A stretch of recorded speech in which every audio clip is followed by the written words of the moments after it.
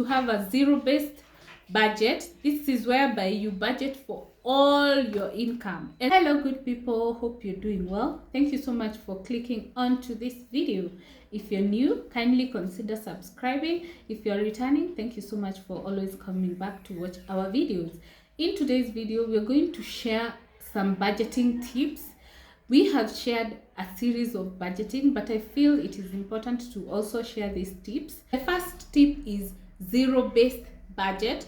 This is where you budget all your income, and remember, you have included all your expenses, including miscellaneous, saving, basic needs and wants, so that you don't start figuring out, oh, where is my money for entertainment, where is my money for eat out, where is my money for this or the other thing. So basic, ensure everything is accounted for.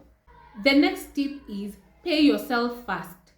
Before you even budget everything else, please put something aside for yourself. The next one is use actual costs or expenses or the savings, not estimates. You already know your monthly budget. It's not a surprise. So don't start estimating, oh, I'm going to spend this much on wants, I'm going to spend this much on needs.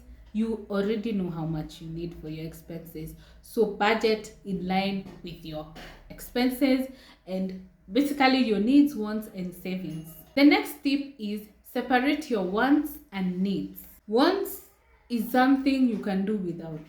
Needs, you need them. Basically, like the name implies. So don't confuse the two. Don't start with the wants. Of course, we all have wants and desires. But before you go to the wants, make sure you know your needs. The next thing is, if you have a family or you have an accountability partner, budget as a team. Don't budget alone and you're spending as a group. What will happen is the people who are not involved in the planning, they don't know how much is there for the specific needs. Even the kids, they need to know whether there is a budget for their fun activities, so that if it's not there, they don't have expectations. But if they don't know what the situation is like, of course, sometimes maybe you may not involve them in the nitty-gritties, but it is important to have that conversation so that they know, maybe we will have this activity when mommy or daddy has money, but it's not a must we have it.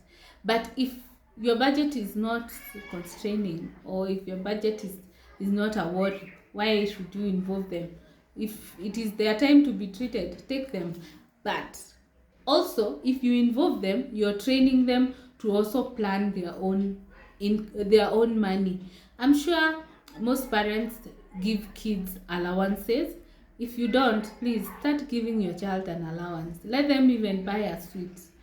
So they will be able to plan their allowances. They will know they need to save. They actually learn a lot if you involve them in the budgeting. The next important thing is save for emergencies and your retirement. I will never overemphasize this about your retirement. It will come. Even if it is 50 years from now, it will come. So it is important to always have it in mind. And also, emergencies, sometimes you don't plan. And sometimes it's not even about you. It's about the people that you care about. For instance, you may have everything set for yourself, you have a medical cover, you have everything else, but then maybe your parent falls sick or your sibling and they don't have a cover. What are you going to do with them? That is where you need the emergency fund to be able to fix something like that. Your car can break down before the end of the month, so you need money to fix it. You may run out of your dailies. You need money to fix that. You may get an urgent need. You need money to fix that. It's not luxury to have an emergency fund. And I'm telling you for free, it is key and very important. If you don't have it, you better start saving now.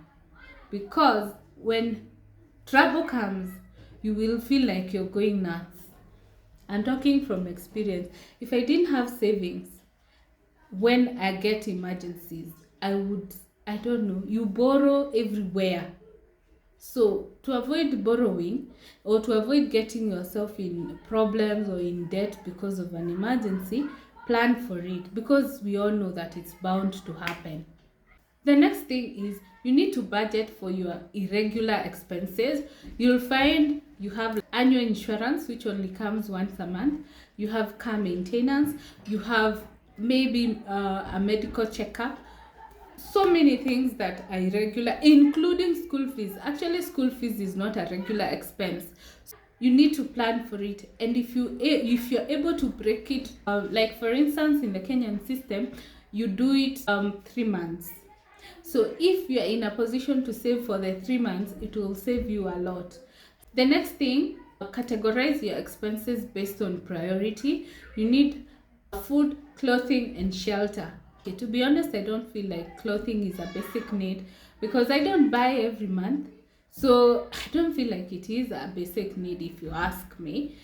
But if you consider it a basic need, it is important that you have that in mind. You need utilities because you can't live in the dark. So just prioritize so that by the time you are adjusting the budget to suit your income, the basics are very well catered for. The next thing is pay off your debt. Do not feel like because the debt is not pressing, you will postpone it for next month.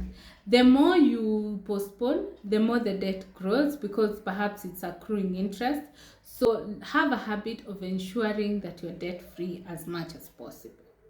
The next thing is you need to adjust your budget accordingly based on the different factors. There's the cost of living, the inflation, the income, and don't feel rich when you get an increment. Always look at aspects where you can make improvements on yourself first before you even consider enhancing your budget.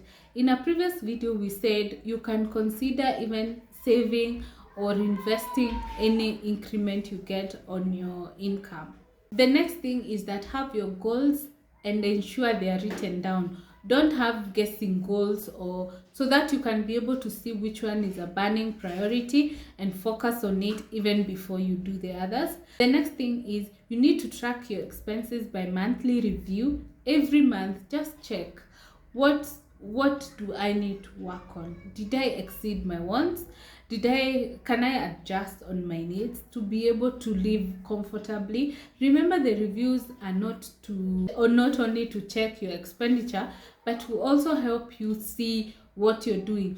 And as you check your monthly review of your budget, you need to also check your monthly review of investments so that you will not be mark timing. Maybe you think you're saving and you're actually not saving at all. So you need to have that in mind. The next most important thing is budget for miscellaneous expenses.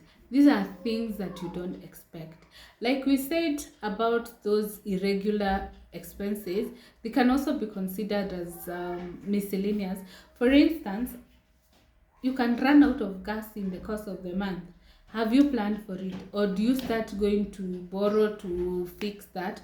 Because remember, we said at the beginning you have a zero budget. So when you have a zero budget, it means you don't have surplus. And you see, gas does not have warning to warn you at the end of the month. In the course of the month, I'm going to run out. It's actually good that fuel can do that, but gas cannot do that. Although you can always anticipate when it runs out. But in case it happens and you don't remember, it is very important that you have that in mind. The next and the most important thing is be content with what you have. Be happy even if you feel like it's not sufficient, and don't compare yourself with others. We are not the same for a reason. Walk at your pace. Don't run to get to your friend. Thank you so much for watching this video. If you're new, kindly subscribe. If you're returning, thank you so much for always coming back to watch our videos. See you on our next one. Bye.